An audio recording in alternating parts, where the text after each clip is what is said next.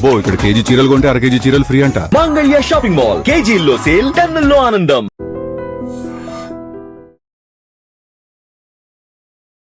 Welcome to iDream మహిళామణి.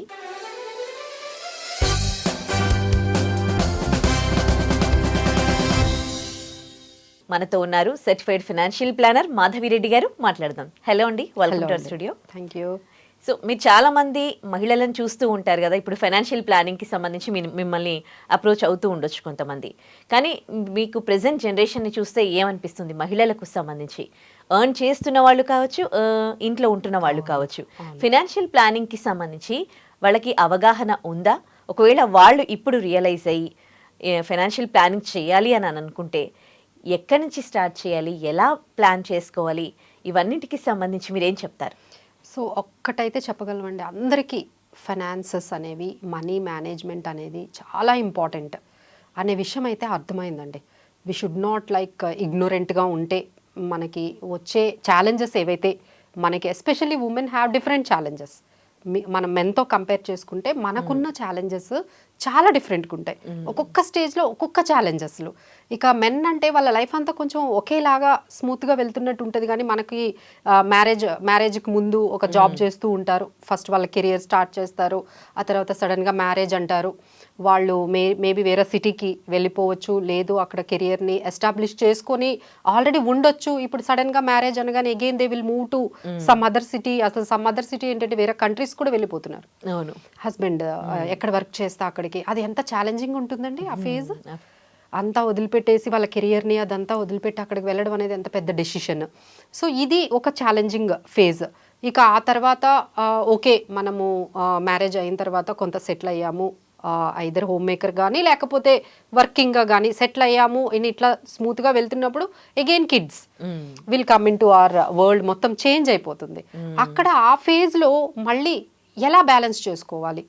So మళ్ళీ career start చేసుకుందాము అనుకునేటప్పటికే మళ్ళీ బ్రేక్ అనేది పడుతుంది. ఆల్రెడీ కెరియర్లో ఉన్న వాళ్ళకైతే ఇంకా అది బ్యాలెన్సింగ్ అనేది ఇంకా టఫ్ అయిపోతుంది. ఇక సరే కెరియర్ స్టార్ట్ చేద్దామంటే ఒక ఛాలెంజ్, కెరియర్లో ఉన్న వాళ్ళు ఒక బ్రేక్ తీసుకోవాల్సి వస్తుంది. సో ఆ ఛాలెంజింగ్ బ్యాలెన్సింగ్ అనేది అప్పట్లో ఏంటంటే కొంచెం పెద్దవాళ్ళు బ్యాక్ సపోర్ట్ ఉండేదండి. మేము చూస్తున్న చేంజెస్ ఎలా ఉన్నాయి అనేది చెప్తుంటే ఆ పక్కన వాళ్ళు అందరూ కూడా సపోర్ట్ చేస్తూ ఉంటే వీళ్ళ కెరియర్ అనేది, వీళ్ళ జాబ్స్కి వెళ్ళడం అనేది కొంతవరకు బాగానే ఉండేదండి. ఇప్పుడు అలా లేదు కదా. వాళ్ళు ఒక సిటీలో ఉంటున్నారు, వీళ్ళు ఒక సిటీలో ఉంటున్నారు. సో కిడ్స్ని ఓన్గా మేనేజ్ చేసుకోవాల్సి వస్తుంది, ఎవరు ఫ్యామిలీ సపోర్ట్ ఉండట్లేదు. సో ఈ విధంగా వాళ్ళు స్ట్రగల్ అవుతున్నారు. అటువైపు కెరియర్గా కంప్లీట్గా వాళ్ళు ఫుల్ ఫ్లెడ్జ్డ్గా వెళ్ళలేకపోతున్నారు. అలా అని ఇంట్లో ఈ మొత్తం వర్క్స్ చేసుకుంటూ ఉంటే అరే నేను ఇంకేదో పోగొట్టుకుంటున్నాను, నేనేదో అని ఫీల్ అవుతారు. సో ఇది ఒక స్టేజ్ అయిపోతుందండి. ఇలా వాళ్ళకి ఈ స్టేజే 35 అయిపోతుంది. ఇక 35, 40 ఇక పిల్లలు పెద్దవాళ్ళు అయిన తర్వాత then the things will start. ఇక ఇంతవరకు మనము అప్పుడు స్టార్ట్ అవుతుందండి. నేనైతే జనరల్గా చూసేది ఏంటంటే many women are realizing about their finances after 35.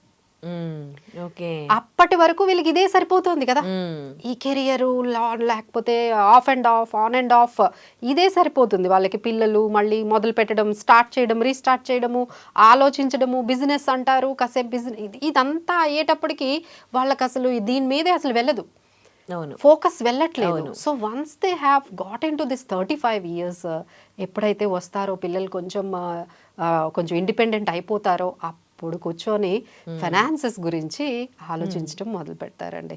But by the time వాళ్ళు ఆలోచించేటప్పటికి వాళ్ళకి వచ్చే క్వశ్చన్స్ చాలా ఉంటాయి. వాళ్ళ బడ్జెట్ గురించి కూడా చాలా మంది అంత బిజీగా ఉంటారంటే వాళ్ళ ఇంట్లో బడ్జెటింగ్ గురించి కూడా చాలా మందికి అర్థం కాదంటే, ఇద్దరు కలిపి ఎంత ఇన్కమ్ తెచ్చుకుంటున్నారు, లేదు వాళ్ళ హస్బెండే సంపాదిస్తున్నారు అనుకోండి, ఆయన ఎక్కడ ఖర్చు పెడుతున్నారు, ఎక్కడ ఇన్వెస్ట్మెంట్స్ చేస్తున్నారు, ఎక్కడ సేవింగ్స్ చేస్తున్నారు, ఆయనకి ఏమైనా లోన్స్ ఉన్నాయా, ఆ విషయం కూడా చాలా మందికి తెలియట్లేదండి.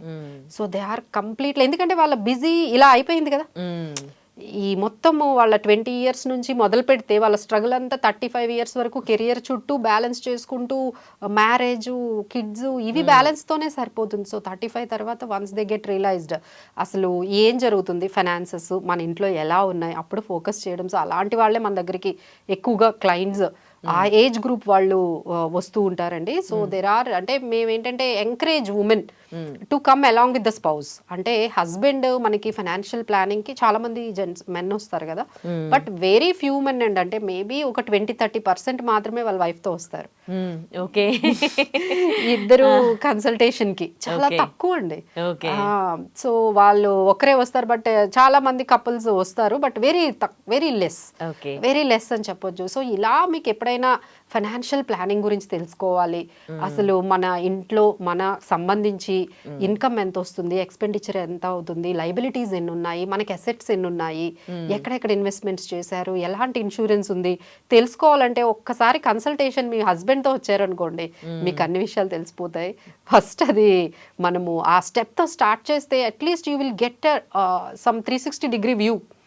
మన ఫైనాన్సెస్ మన ఇంట్లో ఏ విధంగా ఉన్నాయి, మనకి నిజంగా ఎన్ని లైబిలిటీస్ ఉన్నాయా, అసెట్స్ ఎలా ఉన్నాయి, మనకి ఎంత ఇన్కమ్ వస్తుంది, అంటే అదర్స్ అంటే డిఫరెంట్ ఇన్కమ్స్ ఉంటాయండి. ఒక్కొక్కరికి రెంట్స్ కూడా ఉంటాయి, కొంతమందికి ఫిక్స్డ్ డిపాజిట్స్ మీద ఇంట్రెస్ట్లు ఉంటాయి, శాలరీస్ ఉంటాయి, కొంతమందికి బిజినెస్ ఇన్కమ్ ఉంటుంది. So different sets of income ఉంటుంది. వాళ్ళ ఎక్స్పెండిచర్ కూడా డిఫరెంట్గా ఉంటుంది. Every client is totally different ఉంటారు. మీ సిచ్యువేషన్ మీరు డిఫరెంట్గా ఉంటారు కదా, అట్లా అనమాట. వాళ్ళ ఎక్స్పెండిచర్ కూడా కొంతమందికి ఏంటంటే డిపెండెంట్ ఇన్లాస్ ఉంటారండి, ఇన్లాస్ని చూసుకోవాల్సి ఉంటుంది. ఇంకా పిల్లల కెరియర్ అయితే ఇంకా ఒక్కొక్కరిది ఒక్కొక్క ఎక్స్పెండిచర్. ఒకరికేమో చాలా హై ఎండ్, అంటే కొంతమంది యూఎస్కి పంపిస్తే ఒక రకమైన ఎక్స్పెండిచర్ ఉంటుంది. సో వాళ్ళ ప్లాన్స్ హైయర్ ఎడ్యుకేషన్ బట్టి కిడ్స్ ప్లానింగ్ ఉంటుంది. సో మెనీ ఆస్పెక్ట్స్ అండి ఇక్కడ ఇవన్నీ కూడా మనం చూసుకుంటే. అలానే ఇక నెమ్మదిగా ఇక రిటైర్మెంట్ ప్లానింగ్ ఇవన్నీ అనమాట. So these are all couple of things they need to focus. అంటే అసలు ఎక్కడి నుంచి మొదలు పెట్టాలి అంటే బడ్జెటింగ్ నుంచి మొదలు పెట్టాలండి. బడ్జెటింగ్ అంటే మీరు కూర్చోండి, మీరు అంటే ఒక్కరితో అయ్యే పని కాదండి. మీ హస్బెండ్తో డెఫినెట్లీ మీ పార్ట్నర్ ఎవరైతే ఉన్నారో, స్పౌస్ ఎవరైతే ఉన్నారో, they have to SIT together, start discussions. ఈ ప్రోగ్రామ్ చూసిన వెంటనే కనీసం ఈ పని ఎవరైనా కొంచెం ఇనిషియేటివ్ తీసుకొని చేస్తే బాగుంటుంది. ఇద్దరు కూర్చొని మనకి ఇన్కమ్ ఎంత వస్తుంది అని ఒక వైపు రాసుకోండి. మీ ఇన్కమ్ ఉంటే మీ ఇన్కమ్ యాడ్ చేసుకోండి, డిఫరెంట్ ఇన్కమ్స్, ఆయనకి ఎంత శాలరీ వస్తుంది, మీకు ఎంత శాలరీ వస్తుంది, అసలు ఎంత ఇన్కమ్ వస్తుంది, ఇవన్నీ రాసుకొని ఇది ఎగ్జాంపుల్ ఒక 1 lakh వరకు వస్తుంది అనుకున్నారు అనుకోండి. ఈ 1 lakh అసలు ఎక్కడెక్కడికి వెళ్తుంది, where this 1 lakh is going. Okay, మీకు ఎప్పుడైతే అది టాలీ అయ్యిందో ఇద్దరు కొంచెం ట్రాక్లో ఉన్నట్టే. బట్ ఇక్కడ మాకు వచ్చే ఫస్ట్ ఇష్యూ మాకు ఇక్కడే వస్తుందండి. క్లయింట్స్తో ఏమొస్తుందంటే 1 lakh ఇన్కమ్ అని చెప్తారు, ఎక్స్పెండిచర్ చెప్పలేకపోతారు, టాలీ అవ్వదు. ఓకే, టాలీ అవ్వదు. వాళ్ళు ఏం చెప్తారు, మేడం ఇంటికి ఒక 40,000 అవుతుంది, పిల్లలకు ఒక 20,000 అవుతుంది, ఈఎంఐ ఒక 20,000 ఉంటుంది, మిగతాది ఏమవుతుందంటే చెప్పలేరు. సో అక్కడ కొంచెం మీరు ఇనిషియేటివ్ తీసుకోవాలండి. ఎస్పెషల్లీ హోమ్ మేకర్స్ ఏం చేయాలి, ఒకసారి ఎక్కడికి వెళ్తుంది మనీ అంతా, ఎవ్రీ మంత్ ఒక్క 1 month లాస్ట్ 1 month ఏం జరిగింది అనేది మీరు ఒక్కసారి బుక్ మీద మీరు ఇప్పుడు అంతా ఆన్లైన్ పేమెంట్సే కదండి, మీరు చేసిన ప్రతి పేమెంట్ మీకు కనిపిస్తుంది, బ్యాంక్ స్టేట్మెంట్స్ ఉంటాయి, ఇవన్నీ మీరు కానీ ఒకసారి పెట్టుకుంటే మీరు ఎక్కడెక్కడ ఖర్చు పెట్టారో ఈజీగా అర్థమైపోతుంది. సో ఈ ఒక్క టాస్క్ అయితే చేయండి ఫస్ట్ అయితే. దానికి మీరు వర్కింగ్ ఉమెన్ అవ్వాల్సిన అవసరమే లేదు.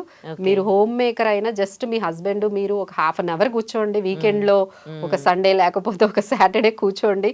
అది ఆ బడ్జెట్ అనేది మనకి ఇన్కమ్ ఎంత వస్తుంది, మనకి ఎక్కడెక్కడ ఖర్చు పెట్టాము, సో ఇది కానీ వేసుకుంటే మీకు చాలా వరకు క్లారిటీ వస్తుందండి. As a women you will get a clear picture. మనకి ట్యాక్సెస్కి ఎంత అవుతుంది, ఇన్సూరెన్స్ ప్రీమియంలు ఎంత కడుతున్నాము, పిల్లలకి ఫీజులు ఎంత కడుతున్నాము, ఎవ్రీ మంత్ మనం బయటకి ఎక్కడికైనా వెళ్తుంటే ఎంత ఖర్చు అవుతుంది, సో మనం ఇంటికి ఎంత ఖర్చు పెడుతున్నాము, ఇక ఇన్వెస్ట్మెంట్స్ అందులో ఎంత వెళ్తున్నాయి, అందులో అసలు ఏమైనా ఇన్వెస్ట్మెంట్స్ ఉన్నాయా లేదా, ఓన్లీ ఈఎంఐసే ఉన్నాయా. సో ఇవన్నీ కూడా మీకు క్లియర్ పిక్చర్ అనేది మీకు వచ్చేస్తుందండి. This is the first step మీరు చేయొచ్చు. ఇంకా నెక్స్ట్ ఇంకొకటి చేయొచ్చండి, దాన్నే మేము ఏమంటామంటే నెట్వర్క్ స్టేట్మెంట్ అంటాం. ఇది నెక్స్ట్ లెవెల్. ఓకే, ఇది కానీ మీకు ఈ టాస్క్ అయిపోయిన వెంటనే ఇంకో టాస్క్ అనమాట మీ అందరికీ. ఇంకో టాస్క్ ఏంటంటే మనకి ఎన్ని అసెట్స్ ఉన్నాయి తెలుసా మీకు? First question. మీ దగ్గరికి వచ్చే వాళ్ళకి తెలుసా ఇంతకీ? తెలియదండి, అదే హస్బెండ్తో వస్తారు కదా, వస్తే ఆయనే అన్నీ చెప్తూ ఉంటారు. బట్ కొంతమంది లేడీస్కి అయితే తెలుసండి, కొంతమంది ఉమెన్ ఉంటారు, they use to take lot of attention towards finances. So వాళ్ళకైతే అన్ని వివరాలు వాళ్ళకి ముందే, వాళ్ళు అసలు మా వరకు వచ్చారు అంటేనే they wanted very much interested in financial planning. So మా వరకు వచ్చారు అంటేనే వాళ్ళు చాలా ఇంట్రెస్ట్, ఫైనాన్సెస్ తెలుసుకోవాలి, వాళ్ళ ప్లానింగ్ ఎలా ఉందో అనేది మనకు అప్పుడే అర్థమైపోతుంది. సో ఈ నెట్వర్క్ స్టేట్మెంట్లో మీకు ఏమవుతుందంటే అసెట్స్ అన్నీ ఒకవైపు రాసుకోండి అండి. మీకు ప్లాట్స్ ఉండొచ్చు, మీకు ఇల్లు ఉండొచ్చు, తర్వాత మళ్ళీ మీకు బ్యాంక్ బ్యాలెన్సెస్ ఉండొచ్చు, ఆ తర్వాత మనకి మ్యూచువల్ ఫండ్స్ ఉండొచ్చు, stocks. So like that every one will have different set of assets. So మనకు అసలు ఏమేమి అసెట్స్ ఉన్నాయని తెలియాలి కదండి అట్లీస్ట్. సో అవన్నీ కూడా మీ ఇద్దరు కూర్చొని నా అకౌంట్లో ఎంత ఉన్నాయి, మీ అకౌంట్లో ఎంత ఉన్నాయి, ఆ తర్వాత మనం మీ దగ్గర కొంతమంది ఏంటంటే వాళ్ళ అకౌంట్లో నుండి కొన్ని ఇన్వెస్ట్మెంట్స్ చేస్తూ ఉంటారు, ఈయన అకౌంట్లో కొన్ని ఇన్వెస్ట్మెంట్స్ జరుగుతూ ఉంటాయి. ఇవన్నీ కూడా అనమాట ఒక దగ్గర కన్సాలిడేటెడ్గా మీకు ఫిజికల్ అసెట్స్, ఫైనాన్షియల్ అసెట్స్ అంటారు. ఫిజికల్ అసెట్స్ అంటే మనకున్న గోల్డ్ కానీ, మనకున్న రియల్ ఎస్టేట్లో ఉన్న హౌసెస్ కానీ, ప్లాట్స్ కానీ, ఇవన్నిటిని మనము ఫిజికల్ అసెట్స్ అంటాం. ఫైనాన్షియల్ అసెట్స్ అంటే ఏంటంటే ఈ స్టాక్స్, మ్యూచువల్ ఫండ్స్, తర్వాత మన బ్యాంక్ బ్యాలెన్సెస్, ఈ పోస్ట్ ఆఫీస్ స్కీమ్స్, సేవింగ్స్ అకౌంట్లో ఉన్నవి, ఇవన్నీ కూడా ఫైనాన్షియల్ అసెట్స్ వస్తాయి. సో ఇలా మీరు ఈ 2 కేటగిరీస్లో ఒకటి తయారు చేయండి. సో మీకు ఆ తర్వాత లైబిలిటీస్ రాసుకోవాలండి. ఇది చాలా ఇంపార్టెంట్. అంటే మా దగ్గరకు వచ్చిన ఉమెన్కి బాగా ఎక్కువ కన్సర్న్ ఏంటంటే మా హస్బెండ్ మాకు కంప్లీట్గా ఫైనాన్షియల్స్ గురించి చెప్పడం లేదు. అంటే ఆయనకి ఏమైనా లోన్స్ ఉన్నాయేమో మేడం, బయట తీసుకుంటే వీళ్ళకి ఎలా తెలుస్తుంది? ఆయన క్రెడిట్ కార్డ్స్ ఎంత వాడుతున్నారో మీకు ఎలా తెలుస్తుంది? ఆయనకి ఎన్ని క్రెడిట్ కార్డ్స్ ఉన్నాయి? ఇవే ఎక్కువగా మాకు కొంచెం కన్సర్న్స్ అనేవి ఉమెన్ నుంచి వస్తున్నాయి. Madam how to know about మాకున్న ఫైనాన్సెస్లో, అంటే మాకున్న లైబిలిటీస్ ఎన్ని ఉన్నాయి ఏంటి అనేది మాకు ఎలా తెలుస్తుంది? This is all important questions. So again ఆయన సపోర్ట్ ఉంటేనే మీకు ఇన్ఫర్మేషన్ అంతా మీకు వస్తుంది. సో బట్ దిస్ అంటే ఏం చెయ్యాలి అన్నారు, మీరు అడిగారు కాబట్టి నేను చెప్తున్నానండి. This is what you must understand, try to understand. ఆయనకి నిజంగా ఎన్ని క్రెడిట్ కార్డ్స్ ఉన్నాయి, ఒక్కొక్క దాంట్లో ఎంత అవుట్ స్టాండింగ్ ఉంది, ఎన్ని పర్సనల్ లోన్స్ ఉన్నాయి, అసలు మనకి హోమ్ లోన్ ఎంత ఉంది, అవుట్ స్టాండింగ్ ఎంత ఉంది, ఇవన్నీ కూడా అవుట్ స్టాండింగ్ లైబిలిటీస్ అన్నీ కూడా ఓ దగ్గర రాసుకోవాలండి. ఓకే, ఇది సెకండ్ టాస్క్ మీకు.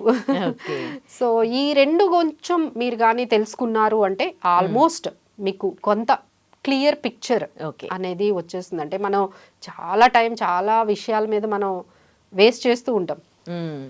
సో ఫస్ట్ చేయాల్సింది ఇది, హౌస్ వైఫ్ అయినా వర్కింగ్ ఉమెన్ అయినా తెలుసుకోవాలి. ఇట్ ఈస్ నాట్ లైక్ ఏంటంటే మేడం హౌస్ వైఫ్స్కే ఇవన్నీ తెలియదేమో, వర్కింగ్ ఉమెన్ అయితే అదేం లేదండి. ఈవెన్ వర్కింగ్ ఉమెన్ ఆల్సో వాళ్ళకు కూడా ఈ విషయాలన్నీ తెలియకపోవచ్చు, ఇంట్లో ఏం జరుగుతుంది, వాళ్ళ ఫైనాన్సెస్ గురించి. ఎందుకంటే చెప్పాను కదా వాళ్ళ బిజీ అంతా దేని చుట్టూ వెళ్తుంది, వాళ్ళ పని అంతా కూడా ఉదయం లేస్తే పిల్లల్ని చూసుకోవటము, ఆఫీస్లో బ్యాలెన్స్ చేసుకోవడం, లేకపోతే ఇంట్లో పని చూసుకోవడం, వీటి చుట్టే వెళ్తుంది. కాబట్టి వాళ్ళ ఫోకస్ అక్కడికి వెళ్ళదు. సో కొంచెం టైం అయితే స్పెండ్ చేయాలండి. Without otherwise we'll get so many surprises. లేకుండా మన లైఫ్ వెళ్ళాలి అంటే you should get this things to be done first. Right, thank you so much for your valuable suggestions అండి. Thank you.